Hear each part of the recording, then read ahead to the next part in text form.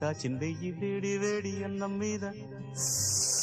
కమ్మని పప్పు కాచిందెయ్యి వేడి వేడి అన్నం మీద కమ్మని పప్పు కాచిందెయ్యి పప్పు తప్పడం కలిపి కొట్టడం భోజనం మన భోజనం తల్లి తోడు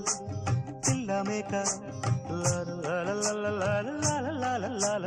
తల్లి తోడు పిల్ల మేక ఆలు మగలు అత్త కోడలు బాసు బంటూ ఒకటేనంటూ కలవడం భోజనం మన భోజనం భోజనం మన భోజనం